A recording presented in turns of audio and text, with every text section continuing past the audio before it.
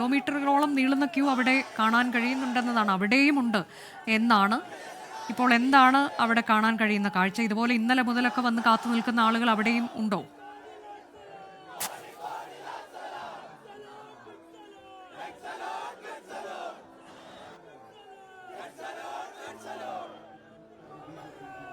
തീർച്ചയായിട്ടും വി എസിനെയും വഹിച്ചുകൊണ്ടുള്ള വാഹനം ഇവിടേക്ക് വരുന്നത് വി എസിനെ അവസാനമായി ഒരു നോക്ക് കാണുന്നതിന് വേണ്ടി ആളുകൾ ഈ തിരുവമ്പാടി ജംഗ്ഷനിൽ, നമുക്കറിയാവുന്ന പോലെ ജില്ലാ കമ്മിറ്റി ഓഫീസിന്റെ പരിസരമാണ്, അവിടെ തടിച്ചുകൂടി നിൽക്കുന്ന കാഴ്ചയാണ് നമുക്ക് കാണാൻ സാധിക്കുന്നത്.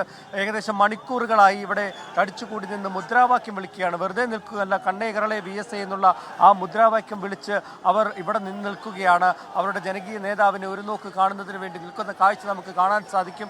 അതിൽ കുട്ടികളുണ്ട്, സ്ത്രീകളുണ്ട്, പ്രായം ചെന്നവരുണ്ട്, പുരുഷന്മാരുണ്ട്. അങ്ങനെ വലിയൊരു ജനാവലി, ജനസഞ്ചയം ഇവിടെ കൂടി നിന്ന് മുദ്രാവാക്യം വിളിക്കുകയാണ്. ഇനിയൊരു മുദ്രാവാക്യം അങ്ങനെ വിളിക്കാൻ സാധിക്കുമോ എന്ന് പോലും അവർക്ക് അറിയില്ല. അത്രത്തോളം നെഞ്ചിലേറ്റിയ നേതാവാണ്, ജനകീയനായ നേതാവാണ്.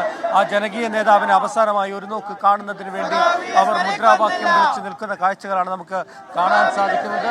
പല സ്ഥലങ്ങളിൽ നിന്നും അനുജ സൂചിപ്പിച്ചതുപോലെ തന്നെ ഈ ആലപ്പുഴ ജില്ലയിലല്ല, കേരളത്തിന്റെ വിവിധ മേഖലകളിൽ നിന്നും അങ്ങ് വടക്കൻ ജില്ലകളിൽ നിന്നുള്ള ആളുകൾ അടക്കമുള്ളവർ ഈ പ്രദേശത്തേക്ക് ഒഴുകിയെത്തുന്ന കാഴ്ചയാണ് നമുക്ക് കാണാൻ സാധിക്കുന്നത്. എന്തായാലും ഇവരോടൊക്കെ തന്നെ നമുക്ക് കൂടുതൽ കാര്യങ്ങൾ ചോദിക്കാം. വി എസിനെ കാണാൻ വന്നതാണോ? വീട്ടിൽ നിന്ന് വന്നെ. മലപ്പുറം പെരുന്തൽമണ്ണ, മലപ്പുറം എപ്പോഴാണോ? ഞങ്ങളിത് പുലർച്ചെ എത്തിയിട്ടുണ്ട്. ഞങ്ങൾ 4 പേര് മാത്രമേ ഉള്ളൂ. പക്ഷേ ഞങ്ങളുടെ പിന്നെ LC ഉണ്ട്. അവരൊക്കെ പാർട്ടി പ്രവർത്തകരാണ്, മലപ്പുറത്ത് നിന്ന് എത്തിയവരാണ്. ഇന്നലെ മുതൽ തന്നെ അവിടെ കാത്തു നിൽക്കുകയാണ്. പാർട്ടിയെ സംബന്ധിച്ച് ഔദ്യോഗികമായൊരു യാത്രയക്കലാകും ജില്ലാ കമ്മിറ്റി ഓഫീസിൽ ഉണ്ടാവുക. തിരുവമ്പാടി ജില്ലാ കമ്മിറ്റി ഓഫീസിലേക്ക് വി എസ് അച്യുതാനന്ദനെയും കാത്ത് സാധാരണക്കാരായ ആളുകൾ, പലയിടങ്ങളിൽ നിന്നെത്തിയവർ മാത്രമല്ല, പാർട്ടിയുടെ മുതിർന്ന നേതാക്കളുണ്ട്. കൂടാതെ ഘടകകക്ഷി നേതാക്കളും അങ്ങോട്ടേക്ക് എത്തിച്ചേർന്നിട്ടുണ്ട് എന്നാണ് നമുക്കറിയാൻ കഴിഞ്ഞത്. അവിടെ അധിക സമയം ഉണ്ടാകില്ല, അരമണിക്കൂർ മാത്രം എന്നിപ്പോൾ പാർട്ടി പറയുമ്പോൾ അതും എത്രത്തോളം പ്രായോഗികം എന്നതും നമുക്കറിയില്ല.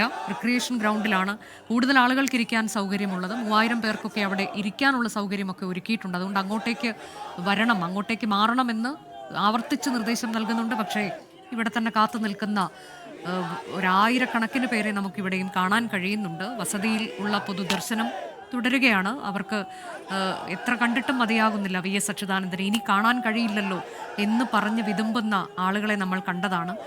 വിലാപയാത്ര കടന്നു പോകുമ്പോൾ തൊട്ടടുത്തൊരു ബസ്സിൽ ഇരുന്നു കൊണ്ട് മുദ്രാവാക്യം മുഴക്കി വി എസ് അച്യുതാനന്ദനെ വിപ്ലവാഭിവാദ്യം നേരുന്ന ഒരു യുവതിയുടെ കാഴ്ച, അതൊക്കെ ഇന്നലെ നമ്മൾ കണ്ട എത്രയോ കാഴ്ചകളിൽ ഒന്ന് മാത്രമായി മാറുകയാണ് ആ കാഴ്ചയും. അവർ തൊട്ടടുത്ത ബസ്സിൽ യാത്ര ചെയ്യുകയാണ്. അപ്പോൾ വിലാപയാത്ര കടന്നു പോകുന്നത് കാണുന്നു. മുഷ്ടി ചുറ്റി മുദ്രാവാക്യം മുഴക്കുകയാണ് വി എസ് അച്യുതാനന്ദന് വേണ്ടി.